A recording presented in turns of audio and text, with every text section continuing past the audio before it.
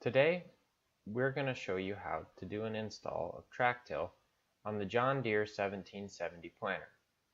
This is a 24-row planter, but the installation process should be similar on most John Deere planters. The first step is to locate on the outside left rear wheel the wheel speed sensor bracket, and then remove the two bolts.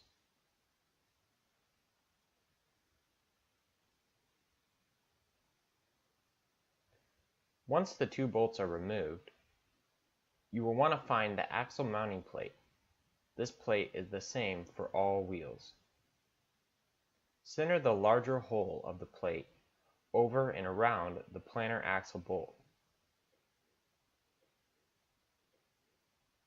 Once the plate is in place, reinstall the two wheel speed sensor bolts previously removed to secure the plate.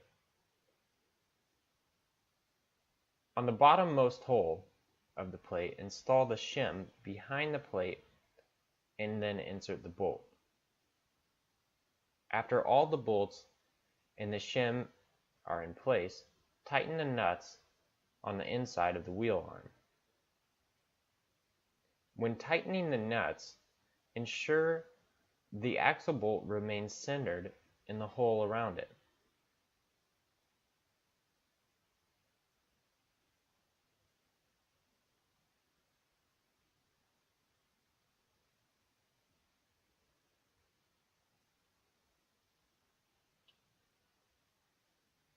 Once all the bolts have been tightened, check the wheel speed sensor to make sure the clearance is still adequate.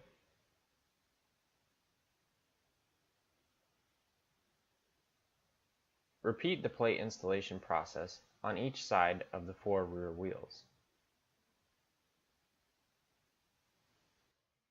Once you've installed the plate on all four of the rear wheels, it's time to install the front toolbar bracket. You'll need two people to lift it in place. You want to center the bracket between the two row unit U-bolts. Make sure it lines up in between both of them. Once it's in place and centered, take your 3/8 by 9-inch bolts and insert them either from the top or the bottom, whichever works easier. It doesn't really matter. Go ahead and put your bolts through the holes and line them up, and then put your locking nuts on the end and go ahead and tighten that bracket up into place, again making sure it stays centered in between the row unit.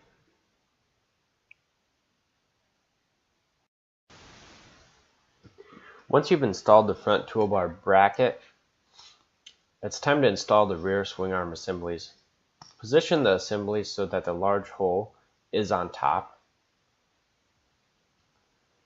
You then want to slide them into place around the rear wheel,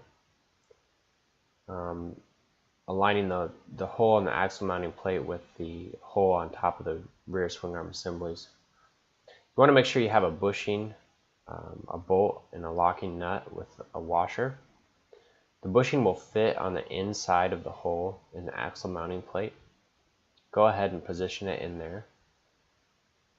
Once you have all your parts, go ahead and lift the rear swing arm assembly so it fits around the outside of the axle mounting plate.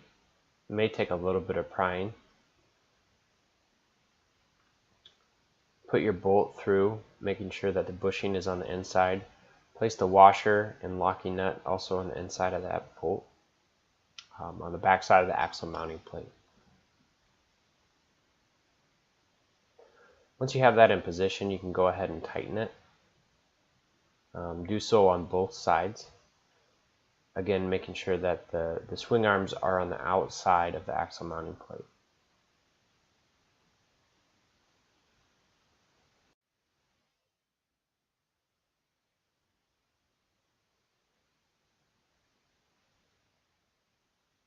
Repeat this process on each of the four mainframe wheels. Now you're ready to install the hydraulic tie rods. The important thing is that the fittings and the hoses attached to the tie rods are facing inward towards the wheel. Begin by inserting the pin through the front toolbar bracket, hanging the tie rod in place. Then, bottom, attach the clevis to the swing arm using the pin, which will bolt into place from the outside.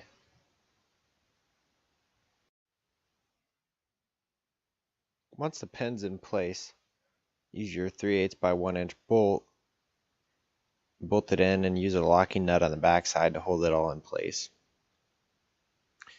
We want to repeat this tie rod installation process on each side of the 4 mainframe wheels. Again, making sure all the hoses and fittings are facing inward. We will connect the hoses and fittings at a later point.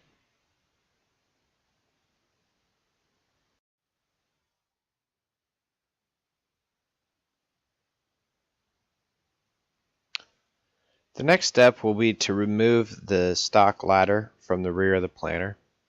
It's fastened by 2 bolts underneath and then 2 bolts on the side. Begin by removing those.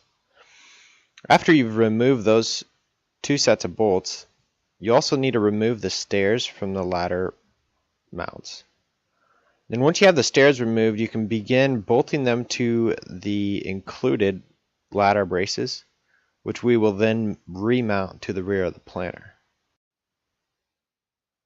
The important thing here to note is that the stairs need to go on the inside of the included ladder mounts, so that the top of the ladder mounts are curved away from the inside stairs.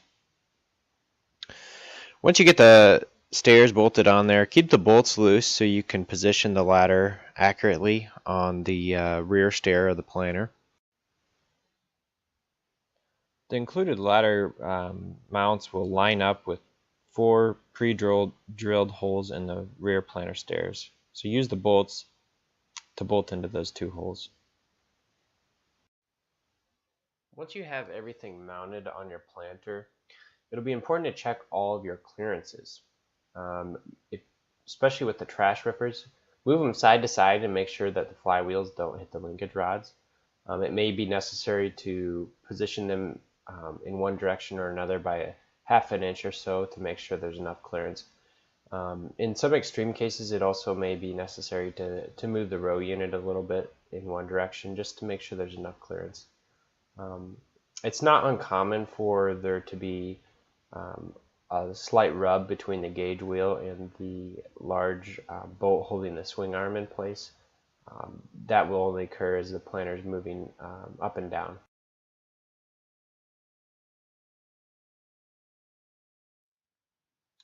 The next portion of the installation process will be to tie into your planter hydraulics. This mount holding the CCS tanks is typically where you can tie the hydraulic valve mount to, and just bolt it to the back of that arm. And once you have it bolted there, then you can put that pressure valve on the mount. After you've got that mounted, you'll want to remove the manifold cover, and on the right side of the manifold you'll see the elbow. We're going to replace that elbow with a T, and that's where we'll tee in. That's the return line. So loosen that up and then go ahead and put your T on there. Tie the hose back in the original side it was, the planter hose, and then after you get that tightened back up, we'll install our hose on the other end of that T, and then we'll attach that hose to the return side, or V2, on the pressure gauge, and just run it straight up to the front and tie it in there. So as you can see, it's all teed together here. Also, just make sure your fittings are tight. Check the fittings on the linkage rod cylinders too. Sometimes in the installation process those may become loose. So double check all those fittings and make sure they're all tight. Now on the left side of the manifold, you want to remove the planar pressure hose, which loops around from the front, and put a T there where there used to be an elbow again, kind of doing the exact same thing we did on the other side. You'll want to attach the TrackTill hose to the back side of the T, and then loop that hose around the back and bring it up to the pressure valve. You'll want to go ahead and attach that hose to the switch going into the pressure valve. It should be labeled V1 on the valve itself. Go ahead and tighten that line up. This switch is what will activate or deactivate TrackTill. Once you get that line run, you'll want to run your regulated pressure line going back to the TrackTill cylinders, the linkage rod cylinders. So this will be coming out of the switch circuit labeled REG, and you'll want to tie it into the back end or the rod end of the cylinders, the end closest to the ground when the planer is raised. Once you have that line run, you'll need to tee in to the cylinder lines that are normally pre-plumbed for you. You need to make two connections, the return and the pressure. Run those two lines up under the CCS tanks and then connect them to the return and to the pressure coming off the pressure valve. Make sure that when you tee into those lines, both sides, the return from both sides teed into the return line, and the pressure in from both sides, which would be the rod end of the cylinders, are tied into the pressure line coming off the pressure valve. Once you've got that done, you're pretty much set. I would take TrackTill out, put your planer up and down, check your clearances again, and then have a great planting season and enjoy taking out some serious compaction.